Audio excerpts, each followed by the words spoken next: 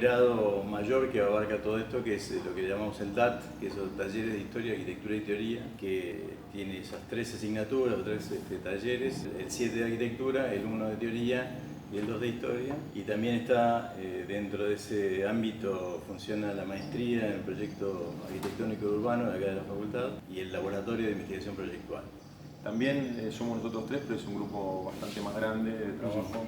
Cuando nos juntamos todos debemos ser 40, 50 personas atrás del mismo objetivo. El que egresa de esta facultad tiene que salir sabiendo hacer proyectos.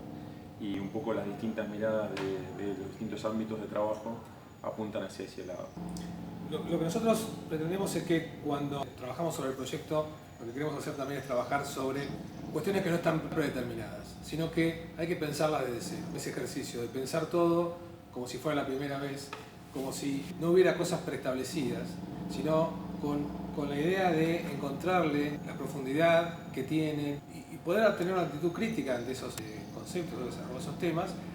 Y las herramientas que le brindamos o que pretendemos brindarle a los estudiantes es que tengan mecanismos para pensar propios, para que puedan establecer sistemas particulares para poder encarar proyectos, sistemas cada vez más específicos o problemáticas particulares y que tengan esas herramientas a su disposición para poder enfrentar cosas que no sabemos cuáles son. No existe un proyecto sin teoría. El mundo contemporáneo de la disciplina necesita poder hablar sobre lo que hace, escribir o decir sobre lo que hace, y de eso se trata la teoría, de los argumentos con los cuales haces el proyecto. Y entendemos que también la universidad pública no puede no tener un espacio de experimentación, no puede ir atrás del mercado, sino que tiene que adelantarse y poder producir cosas nuevas, probar, experimentar, y además como tarea también de cada uno de los estudiantes en su ámbito, digamos, poder encontrarse con experimentar, con probar, es la manera de salir al mundo, digamos. No podemos enseñar algo que pase hoy cuando el estudiante egrese de acá a 10 años, ¿no? Que seguramente las condiciones cambian. Entonces, por eso la experimentación para nosotros es indiscutible, digamos, la enseñanza es experimentar, no hay otra manera. En términos proyectuales, la condición genealógica tiene que ver con una acumulación de prácticas a través del tiempo, digamos, inventando todos los días algo, porque la disciplina nuestra no puede quedarse quieta, es algo que tiene que ir evolucionando, entonces hay una condición de acumulación de experiencias que de alguna manera se transforma en una especie de contexto genealógico que cada individuo tiene como proyectista. Los ensayos previos al trabajo final de carrera intentamos de que cada estudiante encuentre su genealogía proyectual propia, qué es lo que él sabe hacer, qué es lo que hizo, cuál fue su trayectoria, no para explicar de dónde viene ni ninguna cosa trascendental, sino conocer precisamente su forma proyectual para mejorarla y aplicarla con mucho más desarrollo en el futuro, ¿no? Es un acto de conciencia proyectual que tiene que ver con la acumulación de experiencia. Cada nivel tiene un trabajo específico sobre un tema, entonces intensificamos ese tema en ese nivel. Por ejemplo, el primer año es geometría y materia, y sobre eso estudiamos, leemos, buscamos obras, todas esas referencias las vamos llevando adelante. Damos bibliografía de contexto un poco para leer, a veces dependiendo de los ejercicios, hay obras arriba de la mesa todo el tiempo, y los ejercicios están planteados bastante pautados en esos procedimientos que vamos llevando adelante. La complejidad está dada por la complejidad del problema mismo, el problema de la materia, de la geometría, de la conceptualidad, de la tipología, del método referencial, de la genealogía, de lo que fuere. No exactamente en el tipo de programa. Eso a nosotros nos da lo mismo, es toda arquitectura.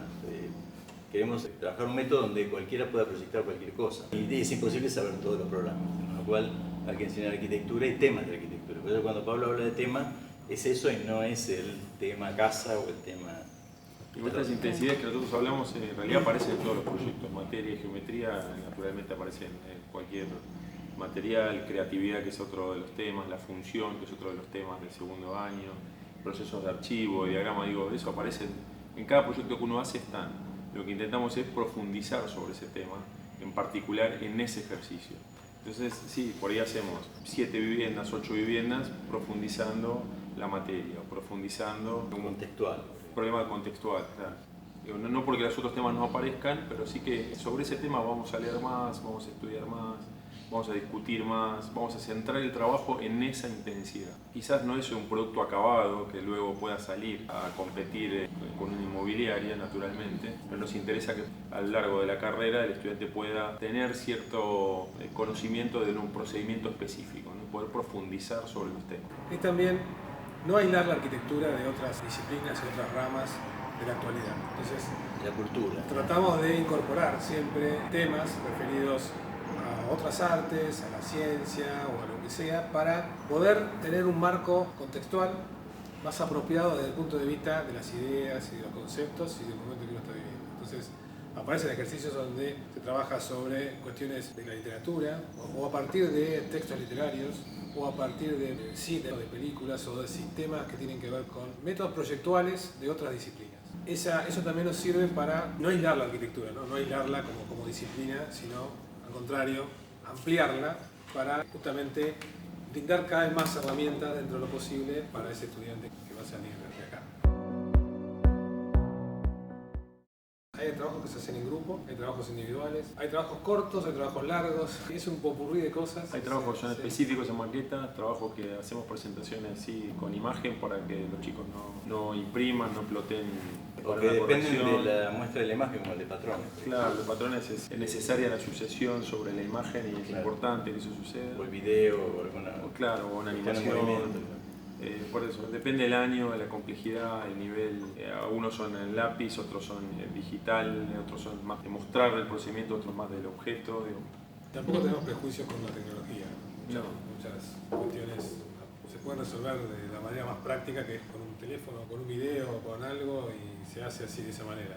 Sí, tampoco necesitamos para evaluar un proyecto una imagen renderizada impecable, comprada por acá cerca, digamos, no nos interesa. No es parte de la enseñanza, digamos, eso es para otro campo. Sí, maquetas sí, casi todos los años, que son fundamentales para entender el espacio. Nos preocupa siempre la concepción del espacio, cómo está concebido, cómo el espacio puede representar cosas, qué estás diciendo cuando estás creando cada tipo de espacio. Y la maqueta siempre es una herramienta fundamental para eso. Y otra cosa que pedimos siempre que entreguen, las carpetas no son 4 láminas, sino que son las carpetas que es todo el proceso del trabajo. Es decir, durante todo el trabajo uno fue cumpliendo pasos, hay fases, todos los trabajos tienen fases en las cuales se va avanzando de a poco. Y esas fases tienen capítulos que se cierran, pero dejan abiertos otros y se van complementando, no siempre son caminos lineales, pero bueno, todo ese proceso es para nosotros tan importante o más que esas 4 láminas del trabajo final. En correcciones trabajamos sobre la palabra del estudiante, porque es un poco lo que quiere hacer, lo pone en palabras y un poco la relación de esa palabra con lo que quiere producir. Eso para nosotros es central. Entonces por eso digo, el valor de la palabra, de lo que se dice, de lo que se escribe, es parte del hacer proyectual. Cuando vienen ya tipificadas esas fórmulas, un poco se nos molesta. ¿Qué tengo que hacer? ¿Una torre o una placa? Digamos, eso no es un problema. Quizás con una palabra no lo puedas hacer, necesites más y eso también... Vale la pena hacerlo. Vale la pena, sí. Bueno, nos pasa eso también, ¿no? Cuando pensar las cosas de esa manera, los proyectos de los estudiantes son distintos. O sea, no hay 50 placas o 50 torres o 50 tiras, sino que hay 50 proyectos que están pensados de alguna manera similares a otros, pero en general todos tienen una personalidad, los cuales muchos no la tienen asimilada o perfectamente definida, pero la están construyendo y se van viendo a sí mismos. Por eso después, cuando hacemos trabajo de genealogía en el 6º año, bueno, ahí terminás de cerrar muchas cosas que por ahí todavía no las terminaste de hacer en su momento. También hay una mecánica que es de rotación de los docentes por cuatrimestre. En general, el 90% de los docentes cada año cambia. Es decir, un estudiante no tiene todo el año el mismo docente. Eso por un lado mejora ciertas condiciones de la relación entre el estudiante y el docente, no se transforma en ese padrinazgo tan fuerte que hay, donde hay uno que ordena y el otro que hace. Por otro lado, todos los docentes conocen todos los contenidos de todos los ejercicios de todo el taller, así que pueden ser consultados en cualquier momento por cualquier estudiante de cualquier otro ejercicio, de cualquier otro nivel, ¿no? Todos pueden hablar de la palabra proyecto, pero no todos hablan de los procedimientos de proyecto. Ese es el centro nuestro, no es el proyecto como algo abstracto, algo que es inabarcable, que es una palabra vacía. Es hablar de todas las posibilidades de estudio y de experimentación en los mecanismos en los cuales se proyecta, bajo algunas maneras de proyectar que ya existen, pero también naturalmente con la forma de trabajo que los alumnos proponen.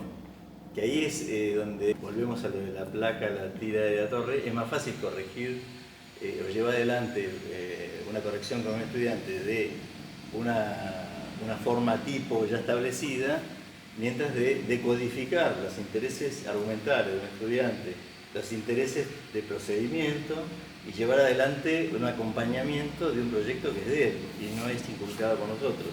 Yo creo que ese es el punto donde el procedimiento nos resguarda de meter nuestros proyectos arriba del estudiante, y sí es más difícil para nosotros llevar adelante algo que no es nuestro, pero que tiene que seguir siendo genuino de alguna manera, ¿no? Con todas las recomendaciones de la experiencia que uno tiene, pero hay que llevarlo para que queden todos esos trabajos distintos, porque cada estudiante tiene un nombre distinto y su proyecto tiene que tener la misma respuesta. Sí, por eso es difícil, no es una definición, una cosa que nos pueda definir, pero sí es el trabajo sobre el estudiante y el valor, como dice Pablo, el valor del estudiante y el trabajo, la producción del estudiante puesto ahí. Sobre eso trabajamos, sobre eso discutimos, sobre eso hablamos. Y parte de estas publicaciones que vamos haciendo año a año tiene que ver con eso también. El sentido de esto es que los estudiantes mismos puedan ver qué se hizo años anteriores y no repetir, y avanzar sobre lo ya hecho. Hacemos hincapié en una enseñanza que no es transmisora de conocimiento, sino que el conocimiento surge a partir de la experiencia, ¿no? Eso es fundamental. Es decir, nosotros no somos lo que sabemos y los demás no saben. Nosotros apelamos a veces a frases de algún quien ha escrito cosas interesantes sobre la enseñanza, es decir, nosotros tenemos que ser como el aperitivo, ¿no? Nosotros tenemos que dar hambre de proyectar, ¿no? Ganas de proyectar. Tenemos que enviar como mensaje de aperitivo para que se despierte la verdadera situación del aprendizaje.